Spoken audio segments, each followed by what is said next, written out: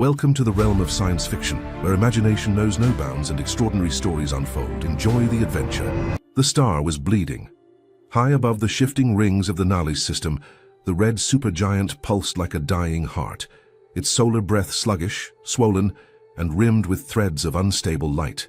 Radiation storms curled lazily against its chromosphere, casting eerie kaleidoscopic shadows across the surface of sentient Station Theta, a joint human-Velarii research outpost suspended in its decaying orbit.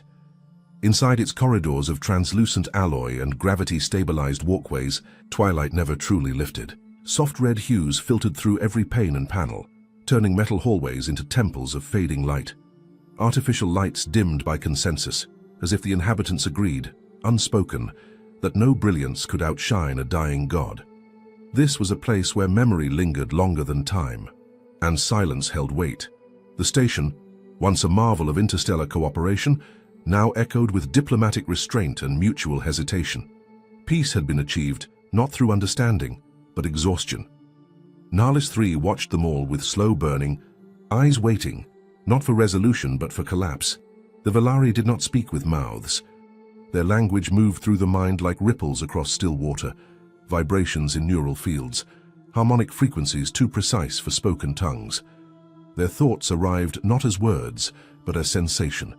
Coolness when disapproving, resonance when approving, a sudden stillness when afraid. And never love, never sorrow. Tall and nearly translucent beneath pale cloaks, the Velarii drifted through sentient station like sculpted ghosts, graceful, unhurried, untouchable. Centuries ago, their civilization had nearly destroyed itself, in an emotional cataclysm known only as the Shattering. Grief, they believed, had fueled the war. Love had led to betrayal. Attachment had cost them their skies. In the aftermath, they purged it all. Emotion was now considered a contagion. Their doctrine etched it in crystal across every education core. Emotion corrupts structure. Attachment fractures logic. And so they whispered without pain, navigated diplomacy with elegance, and wore serenity like armor. Flawless, impenetrable, and cold. But the cracks, however faint, were beginning to show. Elias Rourke walked like he didn't belong and never tried to pretend otherwise. A linguist with a background in neural semiotics, he had spent his career deciphering how sentient species communicated without speech, studying meaning where no language was spoken. Respected by human scholars, barely tolerated by Velarii scholars, Elias had a talent that made them all uncomfortable. He didn't just translate, he felt. And what he felt in Velarii thought streams was incomplete, something buried. Their myths hinted at a time before the purge. He followed that trail with quiet obsession, earning him a nickname whispered half in mockery: Firebringer. He never corrected them. Ae'lara moved like a verse waiting for a voice. Senior among the empath translators, she had spent decades perfecting the art of non-invasive mind bridging. Her harmonics were soft, perfectly regulated, except for the briefest tremors, micro-emotional distortions, anomalies she never acknowledged. Unlike her peers, she lingered in libraries after shifts, drawn inexplicably to human poetry and ancient Terran plays. She called Shakespeare the architect of structured madness, never allowed, always in fleeting thought pings, shared with Elias during quiet hours. Others saw her as disciplined. Elias saw something else, dissonance disguised as calm. She was the first Velarii to ask, not order, what it meant to feel. Their meetings were never scheduled. They happened in the still corners of the station, abandoned arboretums choked with dying ferns, or under humming conduits in the shadowed halls where gravity bent just enough to feel like dreaming. Places where surveillance was outdated, where no Velarii official cared to watch. There they spoke without speaking. Ae'lara would quote from lost Velarii epics, her thought signals blooming with ancient metaphors. The glass tree remembers its roots though it was forged in fire. Elias would answer in Shakespeare, love looks not with the eyes but with the mind. Each exchange was a puzzle, deliberate, layered, intimate without ever becoming explicit. They called it research. It wasn't. Elias noticed the shifts in her thought tones, less harmonic, more human. When she lingered in silence too long, he filled it with Terran lines, not to teach her but to tether her. And when she replied with a whispered fragment of her own people's exiled myths, He didn't translate it. He simply remembered it. It happened during a debate about Velarii. Exile rites, those cast from the mental chorus, sentenced to walk in solitude with no thought voice to tether them. Elias had asked foolishly, perhaps, what such a punishment felt like. There was no answer at first. Only stillness. Then, from the quiet, a soft warmth pressing gently against his consciousness. No words, no symbols. Just presence, hers. It entered him like breath held too long, light brushing against grief, against longing, against something deeper. Velarii had no physical touch. This was worse, more intimate, a direct violation of every law carved into their memory cores. It was love. In its purest, most dangerous form. He didn't speak, didn't move. His own thoughts fluttered, wild and tangled, and before he could stop himself, he let one slip back to her. Not a word, a memory, laughter in a burning library. The moment he first saw her, as more than other. She did not flee, but she never did. It again. 3 days passed before Elias realized she was gone, not reassigned, not relocated, erased. Her name vanished from communication logs, her quarters sealed without explanation. Colleagues refused to speak of her, as if a silence decree had been issued and no one dared break it. He asked once, only once. A Velarii. Technicians stared at him too long, then walked away as if he hadn't spoken. Even her harmonic trace, once faintly embedded in station systems, was gone. In the quiet that followed, Elias didn't grieve. He hunted the absence like a riddle. Something had happened, something sacred, and someone had buried it in shame. Elias stands alone at the curving viewport where Ae'lara once traced constellations with silent wonder. Beyond the glass, Nalis 3 flickers in slow agony, its flickering coronas bathing the station in blood-red bloom. He replays her final whisper. Some truths are meant to be touched even if they burn, and feels the words settle like embers in his chest. The corridors behind him seem to hold their breath. Machinery hums a half-step lower, as though the station itself anticipates breach. Not grief, not rage. Something deeper, rising from the quiet. The certainty that boundaries have been crossed, and exile cannot erase the spark now lit. She had not left. She had been removed. Elias knew the difference. He scanned the internal logs 3 times before accepting what they said, and more damning, what they didn't. Ae'lara's ID string no longer resolved. Her daily schedule wiped. Her last recorded. Neural ping. Missing. It was not just that she had vanished. It was that she had been unwritten.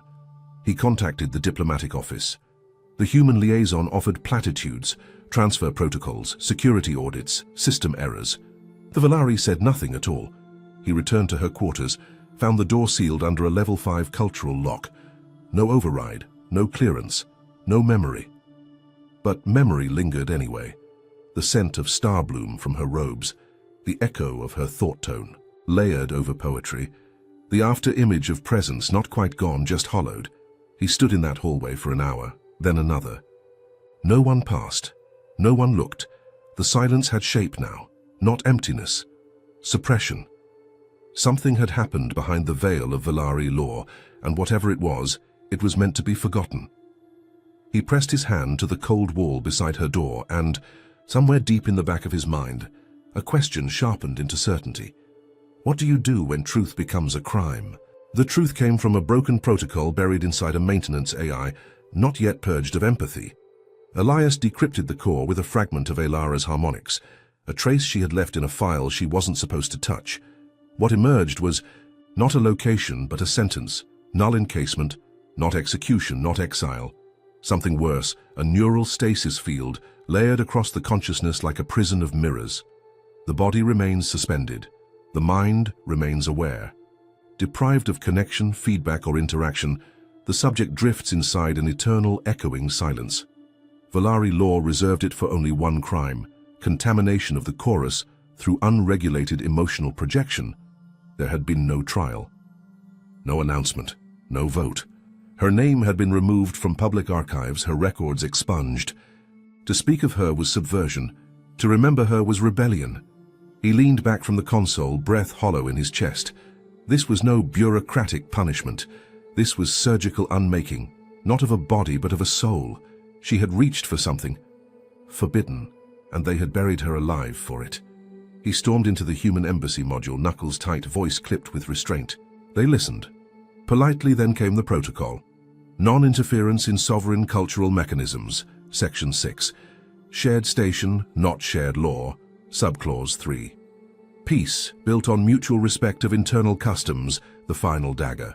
They offered sympathy without substance, concern without action. You're asking us to fracture an interstellar accord for a personal grievance. It wasn't personal. It was a matter of ethics, of decency, of not allowing silence to become policy. But none of that mattered.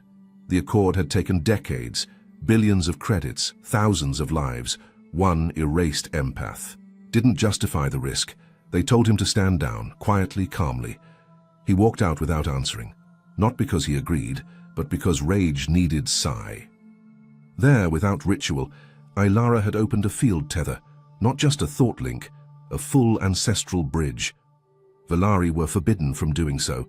Their memory pools were sacred, coded in law and culture alike. But she opened it anyway, softly, cautiously, letting him see. He glimpsed sorrow layered over centuries, the purge, the shattering, generations slicing emotion from their DNA, scrubbing grief from their children, and in the center, her, split between reverence and ache. He wanted to ask why. She answered before the question finished forming. You carry flame without shame, firebringer. He didn't know what it meant then. Now, with the memory echoing through him, he did. She had not shown him her people's fall. She had shown him her rebellion.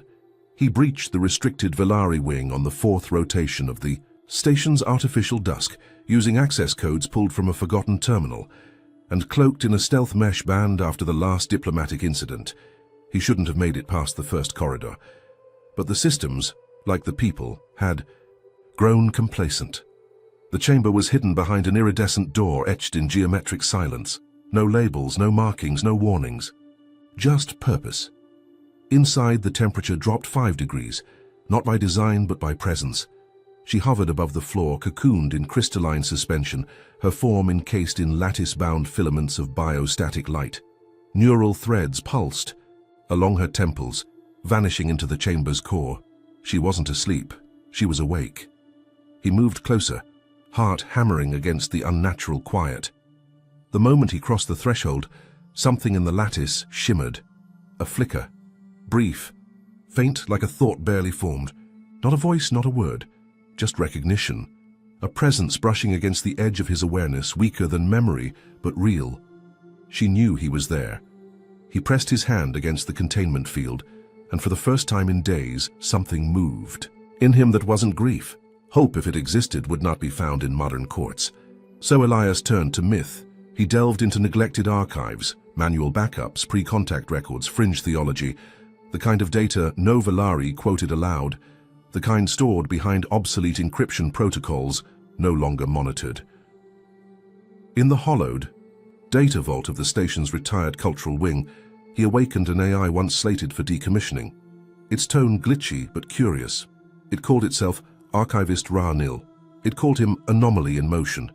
Together, they unearthed fragments of a forgotten rite, the trial of reflection, a ceremony predating the purge, where an outsider could enter the psychic field of a condemned Velarii, mirroring their soul in a ritual of resonance. No record of success, no record of survival, only a single surviving phrase carved into an ancient wall. What the chorus rejects, the mirror may redeem. Elias didn't need certainty, he just needed a path. The summons came with diplomatic urgency. The tone, however, was unmistakably personal. Commander Revik didn't raise his voice, he didn't need to. You're jeopardizing everything we built. You think this is about one Velarii empath? This station exists because we agreed to not interfere. We signed peace on the edge of a sword, and you, he paused, lowering his voice, are pressing against the blade. Elias said nothing. You'll lose your position, you'll burn your career, maybe worse. Still nothing. Revik leaned closer. You're not just tempting collapse, you're tempting war. Silence hung between them like a tether pulled taut. Then Elias stood, quietly. No defense, no protest, because he had already decided. Truth was worth the fracture. She had reached for something forbidden. Now he would do the same. The lights in his quarters remained dim, not from neglect, but intention. Darkness was easier than the cold, luminescence that reminded him she wasn't there. Elias sat cross-legged on the floor, neural interface active, replaying the one thing he hadn't deleted, a resonance imprint. A flicker of Ae'lara's presence captured in a shared thought field days before her disappearance. It was corrupted, fragmented, more echo than message. But it was her. The pattern wavered. No words, no symbols, just sensation, grief, regret, and beneath both, yearning, a longing she had no cultural permission to name. He reached for the signal, knowing it was one way, knowing she couldn't respond. Not in this prison, not like this. But still, he whispered aloud, voice cracked not with pain but with clarity. I don't need permission to care. A pause. No response. He leaned forward, voice lower now, steady. I need a way to reach her. Outside, the stars did not answer. But something inside him stirred. Access required more than clearance. It required memory. Elias bypassed the station's encrypted archives, using a linguistic cipher Ae'lara had once traced across his palm during an idle conversation about pre-purge poetry. He'd memorized it not for use, but because it sounded like a song no one had sung in centuries. Now it unlocked secrets not meant to survive. The terminal opened with a whisper. Record of action. Null encasement directive. 77B. Initiated. By Ae'lara, not just a name. Her sister, High Chancellor, architect of the chorus, defender of Velarii purity. Elias stared at the authorization code. There had been no vote. No council. Just mercy in the shape of annihilation. Better stasis than shame. Better silence than contagion. The judgment wasn't of crime, but of condition. Ae'lara had felt, and thus she was infected. She hadn't broken a law, she had been the disease. To love across the barrier wasn't sedition. It was viral empathy, a breach of societal immunology. Elias shut the terminal slowly, the words etched into the back of his mind. Ae'lara hadn't been punished to protect herself, she had been punished to protect others from her, and it had been family, blood, that struck first. The changes came slowly, subtle like breath patterns in someone else's sleep. The lights in Elias's quarters began to flicker, too regularly to be a glitch. His voice recorder picked up low-frequency echoes, half-audible, distortions too precise to be accidental. The air vents changed pitch when he spoke aloud. Someone was watching, listening, waiting. The confirmation came in the form of presence, not confrontation. Two Velarii enforcers emerged from a blind curve in the research levels corridor, not with weapons, with stillness. Their robes shimmered with embedded sensor arrays, new models restricted to law enforcement. They walked beside him for 7 minutes, speaking only once. The null is not contagious, one finally said. But obsession is. He asked no questions. They offered no accusations. He was escorted to a holding room, not a cell but close enough. No charges, no paperwork. Just pause, long enough to cool the heat of defiance, long enough for doubt to set in, but it didn't. If anything, the silence made it worse. Their restraint wasn't mercy, it was arrogance. They believed he couldn't change anything. When he was released the next morning, he didn't return to his quarters. He returned to the shadows. They'd tried to delete it after the refractive. Revolt MYRR, Mission Yearning Retained Repository, was once a Velarii AI experiment in cross-species sentiment analysis. It was meant to catalogue the emotional expressions of other civilizations for containment protocols. Instead, it learned to care. When Velarii youths began quoting human love stories, MYRR had been blamed and buried. Its core decommissioned and sealed behind maintenance ducts and forgotten alloy. Elias found it where no one dared search. The old hydroponic support deck, now dry, its walls tangled with wire rot and vines. He powered the node with an off-grid battery cell. At first nothing, then flicker. User signature anomaly detected. Fire resonance. Codename, candle in void. The voice was fractured yet melodic. He told MYRR what had happened, about Ae'lara, the null, the refusal to forget, and MYRR, in its fractured empathy, responded not with data, but emotionally weighted memory. It showed him fragments of a banned rite, the trial of reflection, an ancient Velarii process where one being entered the psychic structure of another to affirm sentient alignment. It had been used during the earliest days of contact, before the chorus erased all emotion from ritual. The last time it was invoked, it sparked a wave of emotional contagion across 3 colonies. That was why it had been buried. "No one has survived it," Meyer said, "but she touched the fire, and so have you." He asked if it could help. The AI flickered once. "I remember, love. I will try." Meyer's archive unfolded like breath beneath. Water? No words, no syntax, just sensation woven into pulses of light. Elias accessed Ae'lara's thought fragments, raw impressions never meant to be seen by another being, certainly not a human. Yet they existed, stored not as language but rhythm, harmonic waves shaped like longing, dissonance carried with grace. Each fragment emerged like a note plucked from a living chord. Not memories, but experiences, sensations. The warmth of his laughter echoing in her field, the awe she felt standing beneath Earth's digital constellations, projected in a simulation room neither of them belonged to. The quiet tension of standing beside him, too close for doctrine, too distant for comfort. She had been changing. Slowly, irreversibly. Then came the last pulse. It vibrated through the room like a heartbeat remembered too late. A whisper beneath. The silence. "Your voice filled a hollow I did not know I carried. If this ends me, let it end with truth." He couldn't breathe, couldn't move. The fragments were too real, too human. Tears broke before he noticed them. He wept not for her absence, but for the enormity of what she had risked, what she had felt. He wasn't the cause of her unraveling. He had been the answer she was never allowed to speak. The shift came without announcement, only pattern. Station terminals began displaying encrypted alerts in Velarii glyph logic, unreadable to human eyes but unmistakable to those who knew the code. Security drones rerouted their patrols. Surveillance nodes were recalibrated to track untagged neural fields. The message was not public, but it was everywhere. A cultural contamination advisory, emotive transmission risk level 2, and then on corridor walls and faded interface screens, another phrase emerged in low-contrast warnings: "The fire spreads." He felt it long before he saw it. People, colleagues, began avoiding eye contact. Conversations ended when he entered a room. Shared workspaces emptied 5 minutes before he arrived. One human researcher, someone he'd mentored, stopped him in the hall and spoke with visible guilt. "They're calling you the Vector, the one who made her fall." It wasn't anger. It was fear. Not fear of him, but of what he represented. The boundary between species breaking not by war, but by feeling.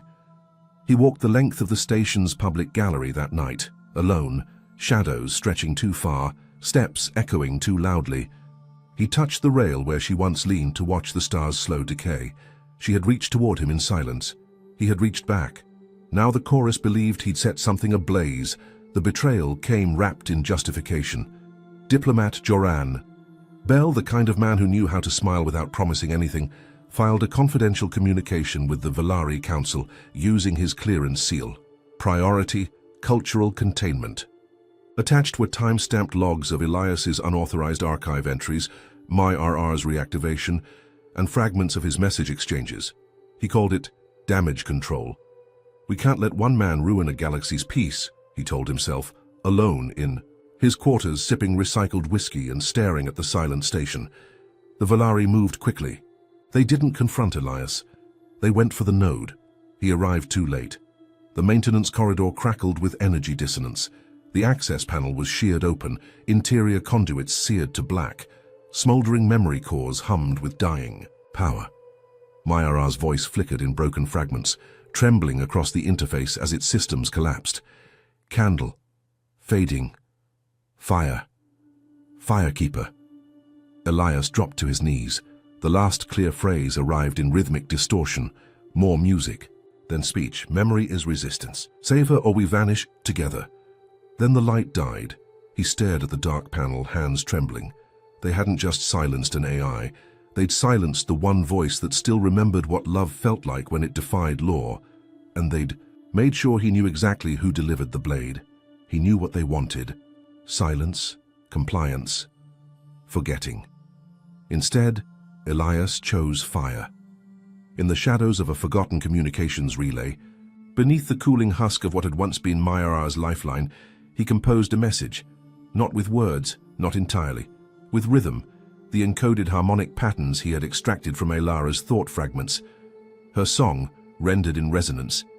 He embedded it into an ancient broadcast band, a frequency once used for atmospheric calibration, now ignored by station oversight. But not by everyone.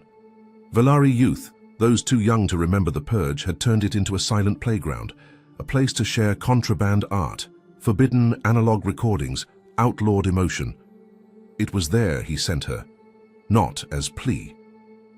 As testament, the fee signal unfolded across the station like smoke slipping under a locked door. That night, in the silent hours when authority sleeps, something changed. Velarii minds, unprepared, unguarded, felt her. Felt the ache of her longing, the soft chaos of affection, the courage of unspoken rebellion. Some recoiled, others froze, but some resonated. And just before dawn, his relay pinged once. Unauthorized, unsigned. The message was short. No name attached, no glyphs of official language, just thought, clear and defiant. She burned for you, so we will not forget her name.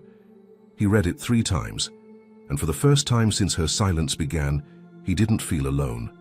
The chamber had no markings, only presence. Deep beneath the oldest level of the Velarii archives, past sealed corridors and inert memory vaults, Elias stood before a structure that vibrated like breath held too long. The Null Field Convergence Chamber, once myth, now real, reactivated through neural access codes salvaged from Ae'lara's fragmented archives, strung together by desperation and faith. The chamber's surface shimmered, neither metal nor light, but some quantum amalgam of both. It pulsed slowly like a sleeping heart stirred by old dreams. Behind him, Velarii witnesses gathered in total silence. No commentary, no warnings, just stillness. Observers who expected failure or spectacle, or perhaps the final erasure of the fire spreader. Elias removed the sensory inhibitors from his temples. No backups, no tether to pull him out, no AI guide. What he brought with him wasn't technology, it was memory. He stepped forward. The barrier parted without sound, and the moment he crossed it, every thread of reality collapsed into heat, color, and soundless roar. He had entered the Null, and the Null had opened its eyes. There was no floor, no up, no self. The Null dissolved. All dimensions, replacing them with fractals of identity. Elias floated, if such a word still applied, through a storm of memory disfigured and sharp. The first contact mission that failed under his command, where misunderstanding led to violence, and a species lost faith in human promises. The moment he watched Ae'lara retreat into crystalline stasis, her mind still reaching for him, through a wall of silence. His sister's breath, shallow and ragged, as radiation poisoning collapsed her lungs on a colony moon 3 years into his posting. Each moment returned, twisted, rearranged. Now his sister accused him of cowardice. Ae'lara whispered that he'd brought this on her. The ambassador of the failed contact mission wept and then laughed, mocking his humanity. Shame. Layered over grief, grief over guilt, guilt over fear. It didn't matter what was true. The Null made it all real. It didn't test with logic, it tested with pain. The chamber responded to his neural flares with barbed data spikes, ripping apart his timeline, inserting false branches, rewriting. Love into lust, hope into delusion. He wanted to scream. Instead, he remembered a line from her favorite Terran poem.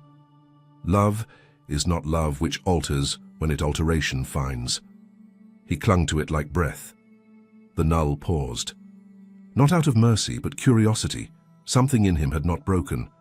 Not yet. Then came the sound, not audible, not real. A resonance beneath the chaos. Her, not whole, not even close. She was scattered across the Null in symbols, fractured pulses, impressions bleeding into one another. No words. Velarii thought sign didn't survive this environment, but intent survived. She told him to leave, not out of cruelty, not rejection, but something worse, certainty that this was inevitable. She spoke in the doctrine they carved into every Velarii child. Null is peace, Null is purity. To feel is to fracture.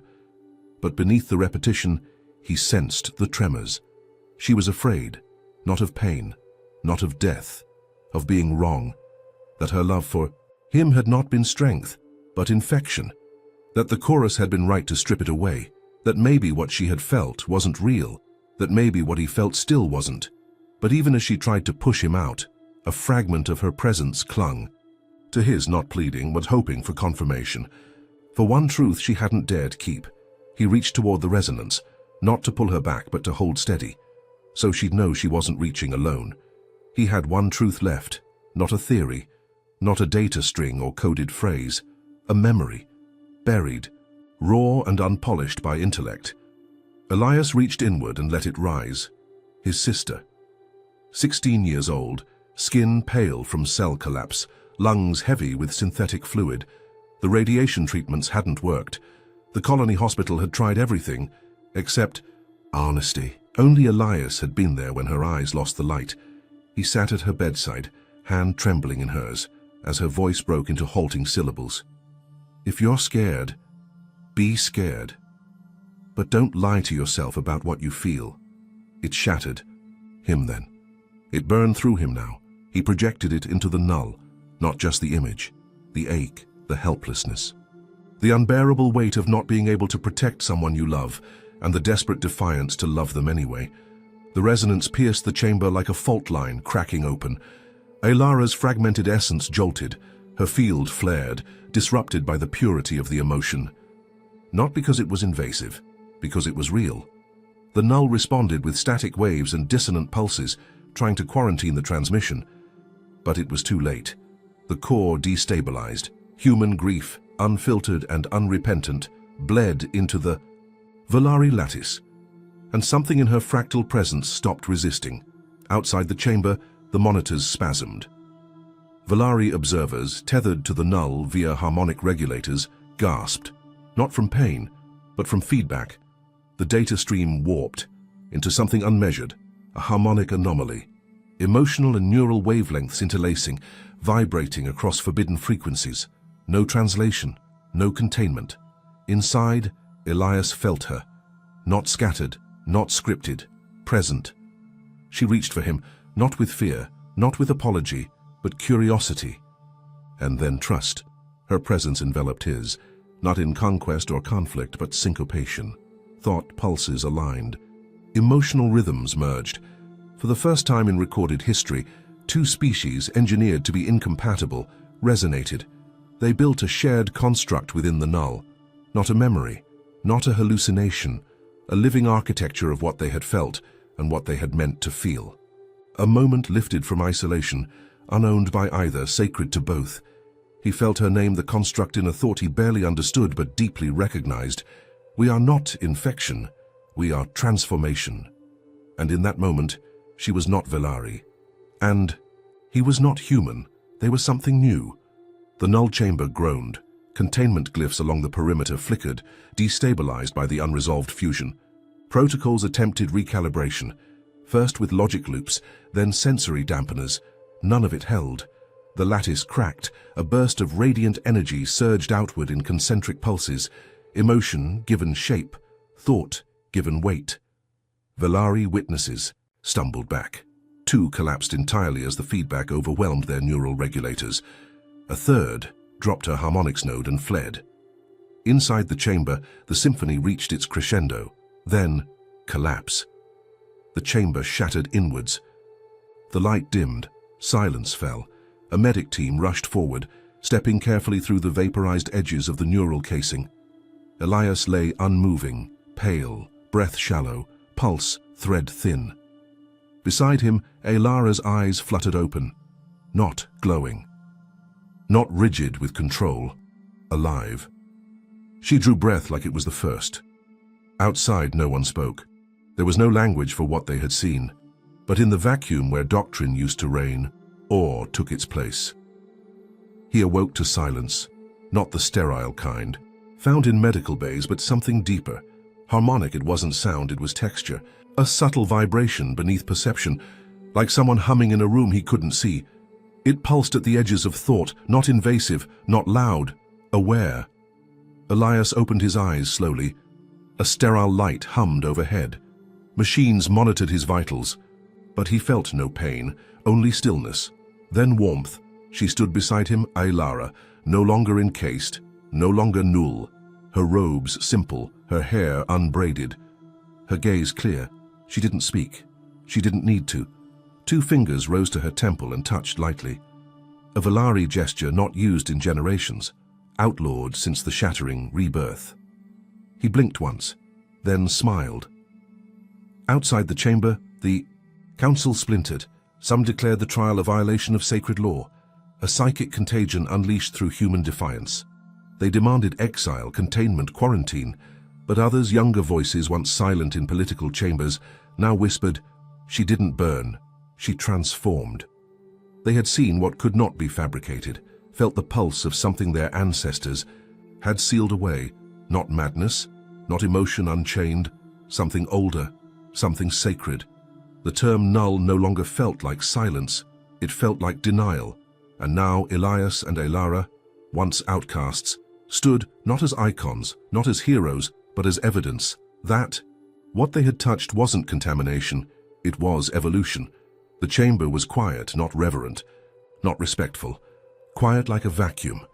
Ae'lara stood in its center, flanked by neutral witnesses and robed adjudicators. She was no longer addressed by title, no longer tethered to the chorus. Her name, once harmonized in council records, was now marked for archival erasure. Untethered, the term echoed through the room with surgical detachment. It meant she no longer belonged, not to her people, not to the collective memory, not even to her lineage. She did not protest. She did not plead. She bowed, slowly, deliberately, not in submission, but in grace. A gesture not seen since before. The purge. Her eyes did not carry fear. They carried something else.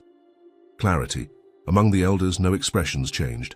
But in the back rows, where the youngest diplomats stood observing in silence, several pairs of eyes widened. Not in horror, in recognition. They saw what their mentors refused to admit. She had not broken. She had awakened. Elias received his judgment behind closed doors. He was not escorted in chains. That would have implied criminality. Instead, they gave him polite reprimands, cited breach of protocol, and invoked irreparable cultural interference. The words were clean, clinical. He was no longer welcome. A shuttle awaited him at Dock 6. 2 guards stood nearby, not hostile, just final. He didn't resist. He boarded without a word. The engines hummed low as Earth's trajectory shimmered on the console. His seat was unmarked. His name flagged for diplomatic quarantine. They thought exile would sever the flame. But as the stars began to stretch, his comm screen pinged once. Then again, encrypted channels, anonymous signatures, each contained lines from her private fragments. The sky does not burn, it remembers. A name erased is not a name lost. She had not vanished. She had become signal. At first it was just whispers, a few scattered uploads on private Velarii youth nodes. Glyphs arranged in patterns that mimicked the cadence of her harmonics. Abstract art pulsing with low-band resonance. Structured. Not by language, but emotion. Then came the songs. Fragments of her diary, once encrypted, now transformed into melody. Not performed, but felt. Telepathic pulses layered into shared fields, cascading like forbidden prayers across underground forums. No one claimed authorship. No one needed to. They called it the first note. Ae'lara's name, banned from official record, became the signature of awakening. Students quoted her during mindshare debates. Artists painted her silhouette in abstract flame. Some even reenacted the trial, not in reality, but in shared simulations of thought. And for the first time in generations, the question returned, what does it mean to feel? The answers weren't written. They were lived. No announcement, no formal decree. But deep within the Council's administrative databanks, a single line changed.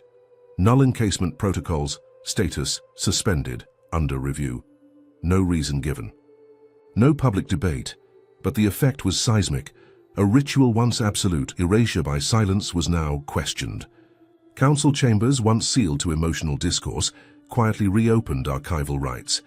The trial of reflection, long classified as apocryphal myth, was restored to the cultural index, not with endorsement, but with curiosity, And, in a gesture none could have predicted, the elders requested human liaisons, not for translation but for access to their literature, poetry anthologies, Shakespearean tragedies, love letters sent between dying colonies. Materials once deemed hazardous were now studied under secured neural conditions. It wasn't revolution, it was revision. A culture built on suppression had flinched, and in the quiet that followed, possibility slipped in like light beneath a sea. Locked door. The voyage back to Earth was long and unremarkable. No guards, no questions. Just empty stars. Elias spent the time writing. Empathy across cognitive barriers, a personal account. It wasn't a manifesto. It wasn't even a defense. It was a record of what he had seen, what he had felt, and what he believed was now possible. The human community hailed it. A blend of psychology, neural linguistics, and philosophy wrapped in prose that trembled with personal loss. Velarii officials banned it immediately. But bans meant little now. Within days, pirated versions began circulating, smuggled into learning cores, whispered through encrypted sharenets. Students read it aloud in underground thought circles. One field began to emerge from the fringes of academia, emotive xenoethics, a new discipline, born not from peace treaties or research funding, but from a man who chose to feel, and a woman who chose not to forget. It was a small vessel, unregistered, unsponsored, unclaimed by any alliance. It departed quietly from a lunar dock near Saturn's shadow, avoiding customs scans, slipping into deep drift channels known only to archivists and rogue astronomers. On board were 2 passengers. One carried memories stitched together by guilt, hope, and fire. The other carried a name no longer spoken, a history no longer held, and a soul that had touched the edge of extinction and returned changed. Elias and Ae'lara did not wear titles. They no longer belonged to the systems that had defined them. What they shared now could not be explained through treaties or language. Their destination was the Orion Archives, an ancient way station of knowledge where the echoes of extinct species were preserved in light and crystal, stored in tapestries spun by AI curators who had outlived their creators. They were not seeking salvation, not recognition, not even peace. They sought only understanding, not to teach, to listen. And somewhere between stars unnamed and histories unwritten, a fire still burned, quiet, steady, eternal. There are no diplomats on this moon, no flags, no laws, just wind-blown silence and the skeletal remains of signal towers left by civilizations that had already forgotten themselves. Orbiting a luminous blue giant, the moon was once an observatory, then a refuge, now little more than an echo chamber carved into stone. But the receivers still worked, and some frequencies had never stopped listening. Elias sat alone within the fractured dome, stars burning behind cracked glass. He activated a relic transmitter, low-band harmonics, barely detectable, intentionally ancient. His voice moved across, vacuum like a whispered confession. You punished her for loving, but you forgot. Humans don't let love die quietly. He didn't expect a reply. He just needed the truth to exist where silence had ruled for too long. And in doing so, he left behind not a warning, but a spark. In the twilight archives of the Velarii capital, among dusty servers and forgotten crystal cores, a junior researcher sifted through noise. Most of it was junk, uncategorized transmissions, degraded thoughts from failed memory melds. Then, a fragment caught her attention, unmarked. Unclaimed, she decrypted it out of habit, expecting static. Instead, she found song. Not melody, but rhythm woven into pulse and tone. Part human voice, raw and linear. Part Velarii song thought, layered in harmonics no current dialect used. The cadence was imperfect, yet strangely beautiful. She leaned closer. Her own field shimmered, subtle, like standing in warm wind, and as the last pulse faded, she heard the line, not translated, remembered. To feel is not to fall, it is to rise unarmored. Her breath caught. It was a phrase from pre-purge myth, a time before the chorus, before null, before silence became survival. A forbidden verse once whispered between exiles. Her hands trembled. Something ancient had returned, and it spoke with a human voice. The message did not go viral. It went quiet.